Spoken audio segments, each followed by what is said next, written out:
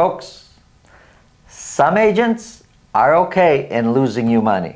I'm going to talk about that in the latest Home Prices and Insights for the City of Toronto for week ending April 26, 2023. A colleague of mine calls me and she's furious about a scenario she was just in.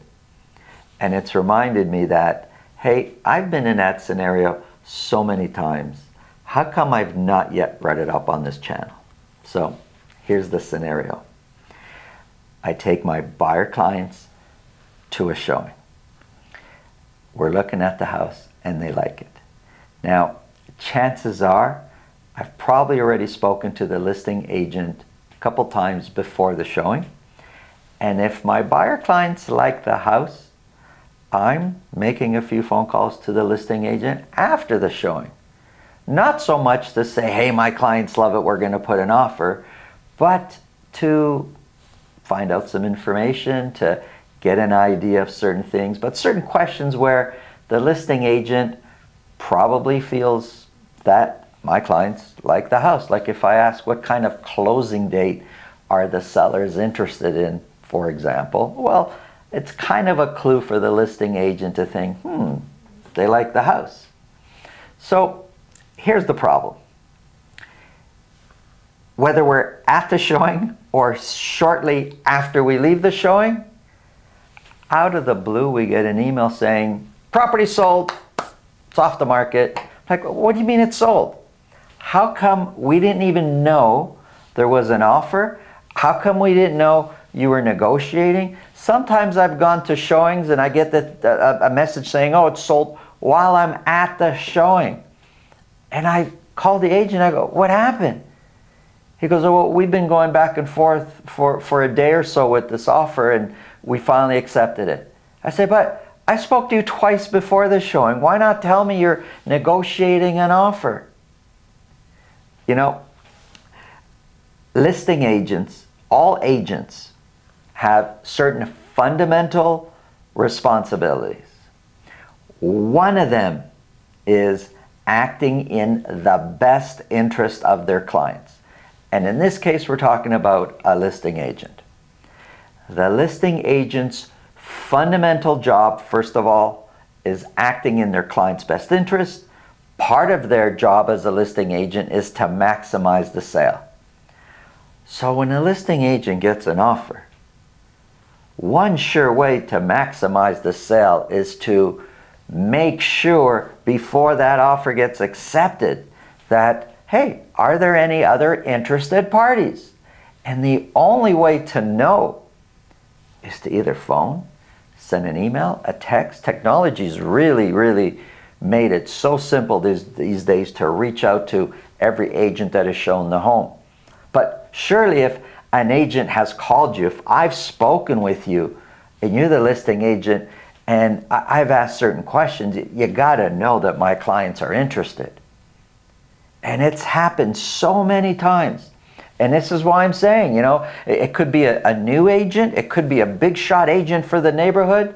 Boom, property gets sold, nobody knew. That is not acting in the best interest of the seller client.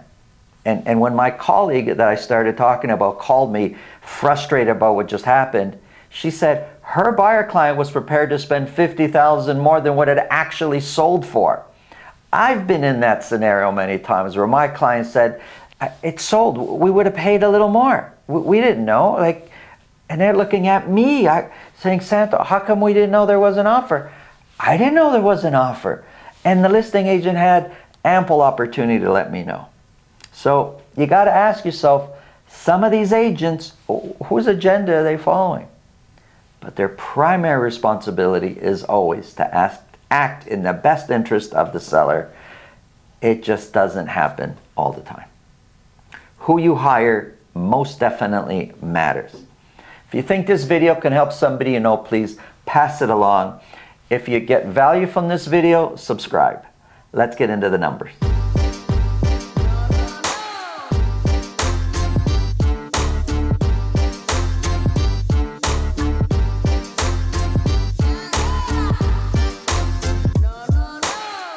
If you you want to speak with me about your real estate situation, selling, buying? It's really simple. Below this video, in the description, is a link to my calendar. Click on that, book a time that's convenient for you. This way, I'll know ahead of time and I'll make sure my schedule is organized so we can talk about whatever's on your mind. Folks, be cautious who you hire, because who you hire matters. There are a ton of great realtors out there. And then there's the ones you want to avoid. Let's get into the numbers here. Here we have a quick summary. We've got detached, prices are going up. We've got semis in towns, prices are going up. And we've got condos down here also, prices are going up. That's the trend for all these home types. But one thing is also pretty clear, the gap between condos and freehold is starting to increase. That difference in average price is getting larger and larger. Let's start off with City of Toronto, detached properties. I have here a whole year broken down by week. So for week ending April 26th, 216 detached properties were sold. Those sales are now starting to increase over the last few weeks. 61 of those sold at $2 million or more. Average sold price climbed up. It's been climbing for a couple weeks now, sitting at $1,843,000. Let's look back a little bit here. A year ago, during this time, the decline, the massive decline in prices, the aggressive decline was happening. We kind of looks like bottomed out in the 1.4, just under 1.5 range. That was summer of last year. Then the fall, prices were up a little bit more. Then February, March, prices up a little bit more. Now we're in April, we're north of 1.8. That's where we've been going. That's what's been happening. These are already happened. Like, this is not a prediction here, folks. This is what the market has been doing. Compared to last year, 1,843,000 is 5% lower than where the average sold price was a year ago. The median price of 1,543 is 1% lower than where the median price was a year ago. Now the dotted line, that's a 4-week moving average, makes it a little simpler, a little easier to spot a trend. And it's pretty clear, both median price and average sold price for the last 4 or 5 weeks has been trending upwards. But you know, these are trends. Weeks ago I said, look, it looks like things are flat, or I said, you know, it looks like maybe we're heading down. Those were the trends then. This is where we are right now. For the last month and a half, prices have been trending upwards, and not by a little bit. They seem to be going up quite quickly. 216 were sold, 70% sold at list price or more. And that percentage has also been trending upwards. 358 were listed. Months of inventories is sitting at 1. It's slightly lower than what it was the previous week. And if we go back to the beginning of the year, months of inventory has been trending down. As months of inventory trends down, prices trend up. Months of inventory really is the relationship between supply and demand. Here's the City of Toronto broken down into 9 sections. So here's a quick summary of the City of Toronto. We said that 70% sold at list price or more. Months of inventory for the whole city is sitting at 1. Let's look at some of these sections here. Scarborough.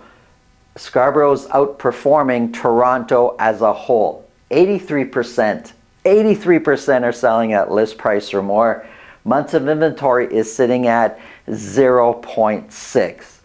That's extremely, extremely low. East York, Riverdale Beaches area, 80% of the properties there are selling at list price or more. Months of inventory sitting at 0.7. High Park, look, only 15 were sold, but almost all of them, 93% sold at list price or more. Months of inventory is sitting at 1. And you've got some of the other areas here. For York Mills, Rosedale area, 38 were sold. Average sold price, $3 million. 61% sold at list price or more. Here's semis. 64 semis were sold. 20 of those were at $1.5 million or more. Average sold price, $1,385,000. 1385 is 6% lower than where the average sold price was a year ago. The median price is 14% lower than where the median price was a year ago. But right now, today, average prices and median price for semis has been trending upwards. 0.6 is the months of inventory. 73% of the semis sold. 73% sold at list price or more. Lots of competition out there, especially when you're looking at 0.6 months of inventory. Here's townhouses. 19 townhouses were sold. These are freehold townhouses. 7 of those were at $1.5 million or more. Average sold price is $1,443,000.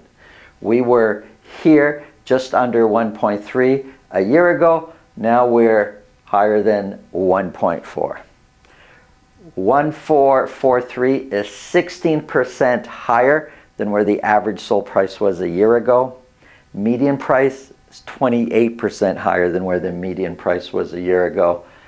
And both average and median for townhouses has been trending upwards. Months of inventory sitting at 0.9 for townhouses. Here's condos. 338 condos were sold. Now I have a whole year on the board here. 338 is the best week we've had in the last 12 months. 338 were sold. 44 of those sold at $1 million or more.